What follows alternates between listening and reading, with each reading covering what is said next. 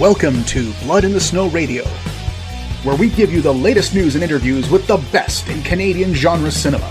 Here are your hosts, Robert Bellamy and Festival Director Kelly Michael Stewart. And we are continuing 2024's Blood in the Snow Film Festival. What I'll do is I'll get you to introduce yourself, Sure. Your project and how you're connected, and then just a quick synopsis. You got it. My name is Brian Sepanzyk. My film is Defile. It's a short film that'll be airing tonight. Quick synopsis is a young couple's getaway is quickly interrupted by a strange family who exposes them to the horrors that lie beyond the tree line. Everything in the woods is bad.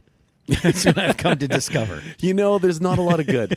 You watch horror, nothing good ever happens in the woods. That would be interesting, actually. We should make the woods a safe haven on the next one. Right? That's it. They did Cabin in the Woods beautifully like that, so we can just flip that bad boy Right? around. Totally. What was the inspiration for this kind of film? Was it the other films about like Evil Dead and stuff like that? I mean, yeah, that's always gonna, I think, play into your films like that will play into your motivations. But it was really when my wife and I were out in a cabin in the middle of nowhere, and I was just like, you know, the storyteller thinking brain. I'm like, what fucked up stuff can happen right now? Which is kind of a blessing and a curse when you're, you know, you should just relax, shut your brain off. But 3 o'clock in the morning in a cabin, and you're worried who's knocking at the door. It's dead silent. I don't know why the silence always gets me worse than if there's, you know what I mean? Because you can hear everything. It freaks me out. Yeah. Well, you don't want dead silence in the woods because that means there's no critters, and that means evil is around. There you go. Again, I've learned that in horror movies. Inherently, I must know that as well, or I just have issues. If you're like the other horror people, a little of both. We're all working something out. Yes. Yeah. So putting this together, was it tough to get the people to do this film for you? Like, because the cast members are great. Yeah, my God, we lucked out with the cast. Luckily, we had Sarah Canning and Adam Lolliker from our last short film, In the Shadow of God, that played a couple years ago. So I connected with them on that one, and we kind of are a little bit of a filmmaking team that just kind of are moving ahead on different projects. So I really lucked out with those two because they're just like, what are we doing next? You always find your people. Yeah. Yep. And then the great thing, when you have talents like those two, they attract other great actors as well. So that's how we got Tanea and Fletcher, who were just incredible. And everyone was down. Like, especially Tanea was really cool because she's like, I've never done a horror movie. I want to get covered in blood. We're like, okay, you came to the right place. That's the two big ones. I want to get covered in blood or I want to kill somebody. Yep. The latter, I would maybe suggest seeking some help. But yeah. Well, again, the issues. See, it's all cyclical. Yeah, totally. Was there any challenges shooting this? Because it's night in the woods. Yeah. You know, and that's like the hardest thing to light ever. Yes. Yeah. So, of course, you know, we shot January in Vancouver, which is one of the wettest months. We had what was called an atmospheric river. I don't know if you guys get those out here. I don't even know the term. Okay, I have to be honest with you. Yeah, this is something that's just come up with BC, West Coast, I guess. But it's an atmospheric river is what they call not just heavy rain. It's, as the title suggests, it's a river of, of water that comes down. And we had it washed out roads and stuff. It can really fuck you up. But wow. Anyway, so we shot through one of those. So that's the challenge. I mean, you know, every film's got their weather challenges. But you're right. It was hard to... Especially what we were trying to do. We were trying to have some big lighting setups in this. So we had to bring in some power, tow behind Jenny's, lay a lot of cable. It was our most ambitious project yet. And we had a ton of great crew that came out just laying cable through fields. And yeah, because it was amazing. Everything out there is black. And like literally trying to find a source to, you know, be your light source is next to impossible. Yeah, exactly. And then, like you said, because you had some great shots, you know. Oh, thank you. Yeah. And I can't imagine trying to picture that in your head and then, you know, get someone to do it. Yeah. You know, like. Totally. We're lucky. Jeff Zwicker, our DP, is where we've worked together in the last, my other two short films. He's such an incredible talent. And we've got a great shorthand where he's like, you know, I want this to kind of be like cosmic horror, Panos Cosmatos. He's like, say no more. Gotcha. He's like, I got it. I'm like, great. That's nice when you get a group like that, where you just, instinctively, okay, this is what you want. I gotcha. Yeah, totally. Does that, I say does that, but definitely, it takes a lot of stress off being a director. Oh yeah. Knowing it's an area you don't got to worry about. Now, you said you've done a couple more before this. Yeah. How much more streamlined was this one as opposed to some of the other ones you've done? Well, they're all pretty chaotic, no matter how you plan. Yeah, I think I think just the challenge with every short filmmaker is you kind of want to level up as much as you can from the last one. And we definitely did that on this one. But with that comes, more crew, more people, just more things to look after, more L&D costs, unfortunately. But yeah, this one was definitely, it was the most fun and challenging. I think they always get challenging as you go. It'll never not be challenging, but it was really fun. Like, again, we had so many amazing crew, like we lucked out. We had like 40 people come out and help us. Oh, wow. Like incredible amounts of people. And those are the ones who really made this happen. So that's good. Yeah, so thankful. And see, I guess if there's not chaos, you're not doing something right, because you always want to make sure you're challenging yourself. True, yeah. So because you can't get better if you don't. That's a good point. It's okay. Embrace the chaos. If there's no chaos, be worried. Okay. That's a good way to look at it. Then I'm doing fine. Yes.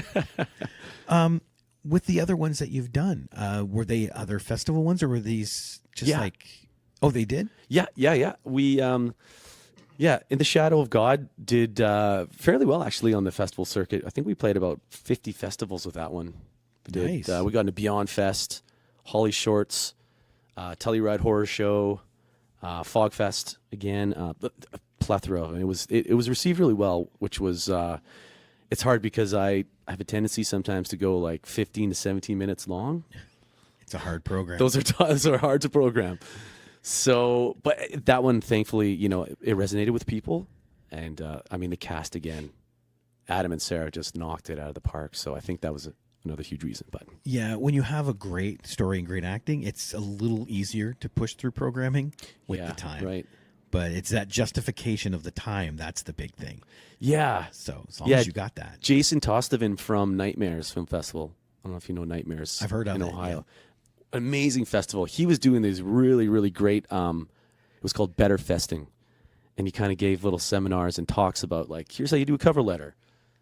I'll just tell you my perspective from a programmer. Like, here's the sweet spot. Here's why this is hard to program. It was so helpful. That's a great idea. Yeah, he's been a really cool, like, good champion for indie film. I may have to borrow that for my film festival. Yeah, you should check it out. I'll send you the stuff. Yeah, because any kind of help for filmmakers, like it eases not only their side but the festival side as well. Right. Do you know what I mean? Yeah. That's great.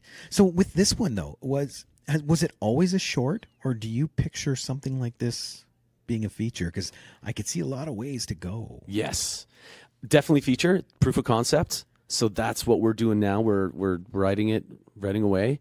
As you said, there's a lot of ways to go. Yeah. So we're experimenting where we can take it, what makes the most sense, or just what lands with everybody. Like, it's interesting.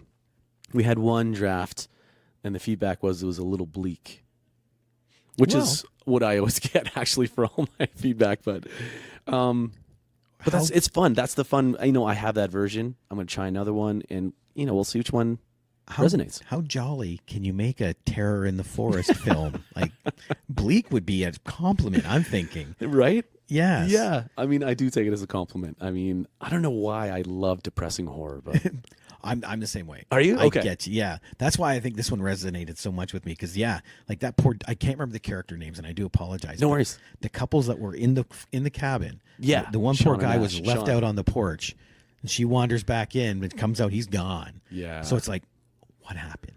Yeah. And that's what I mean. There's so much there that you can feed into. Yeah. We've got a really cool world to dive into, so I'm really excited. So it's fun just to get this out and doing festivals now, just starting the circuit. And man, it feels good to be here. We've always wanted to be in Blood in the Snow. Yes. This is like... Is this your first year here? Yeah, first year, first time. Oh, excellent. So excited. Yeah. Yeah, I think you'll have a great time. There's so many other people to meet, and you just get an energy for working. Totally. You know?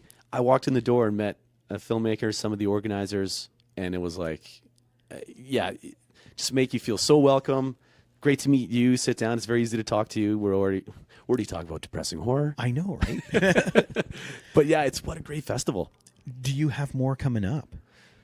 More festivals? No, I meant like other projects on the horizon. Oh, yeah. You know what? So Sarah and I and Adam, they were the mother and father of the Weird Family. So we got rights to a book that we're adapting right now. Oh, excellent. Yeah. So we're just trying to see where that can go. It's not horror, which is interesting. It's really fun. It's a true story about a plane crash in Alberta. Oh, in wicked. the 80s. And it's like this really intense survival story. So we're seeing what we can do with that. That's cool. It's really fun. You know, it has got different elements of genre in it, you know. Well, it's survival, thriller, dramatic, awesome character study. It's really fun. It's also, you're adapting now too. This isn't just an original script so that's a whole new challenge. Totally. And it's real lives. Yeah. That's added another step. Right? Like that's the main thing where you're like, oh, there's a responsibility here to like you have to honor these people. Yeah. You know, and I feel such honor from the author, Carol, because it was her dad who was one of the survivors. So it's like her family story. Oh, dang. So yeah, I've been chasing it for like 12 years. Yeah, see, I think it's different if it's, you know, Joe Bob, Billy Bob there wrote a story about Jeffrey Dahmer kind of thing, and you're adapting that. Right. But you are like right at nerve center. Yeah. You know? Yeah, it's so beautiful just to be part of, you know, because her journey was 10 years to make the book, and it was a national bestseller here in Canada, and it's still selling pretty well. It's called Into the Abyss, and I've heard of that. Oh, have you? Yes. There you go. I wonder. I may have read it, but I've read so many books. I gotta be honest. The name sounds very familiar. It's okay. So 10 people on board. The 4 people that survive is the pilot, a politician, which is Carol's dad, a police officer, and the prisoner he was carrying. Oh, okay, yeah, I do. I did read this. Yeah, amazing Wicked. story, right? And then Yes. the prisoner ends up keeping him alive, and it's such a great story about, you know, it's such a great metaphor for life. Don't judge a book by its cover. You know, we automatically, we're all guilty of it, right? You know, you see someone, you kind of write them off. Well, yeah. But the criminal, this drifter everyone wrote off, is the one who keeps everyone alive. He becomes the hero, and their lives afterwards, how they try and, you know, move on from it. Yeah, we're so honored to have a chance to try. Keep me in the loop. I'm super excited on yeah, this one. Definitely. Yes. I love that you read it before. It's a really cool book. If people are trying to keep track and see what you've been up to, where do they find you? Yeah, Instagram is probably the best. I'm under my personal's Briantologist, Brian Tologist. Neat. Not a Scientologist. We're Briantologist. I like that. Yes. And then our production company is called Olive Room Pictures. Like olive. Olive, like an olive you'd eat. Okay. We used to have this apartment it was called the Olive Building. And the Olive Room had a pool table.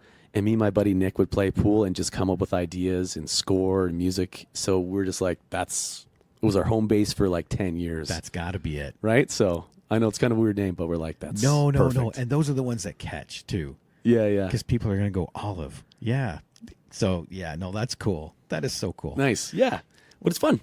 Thank you so much for being on the show. Oh, my God. Thanks for having me. Yeah. And anytime in the future, like I said, especially about your other project, but let us know because we'd love to have you back on. Perfect. 100% we'll do because we'll definitely have a lot more. Yeah. Excellent. Good luck in the festival. Cheers. Thanks, man.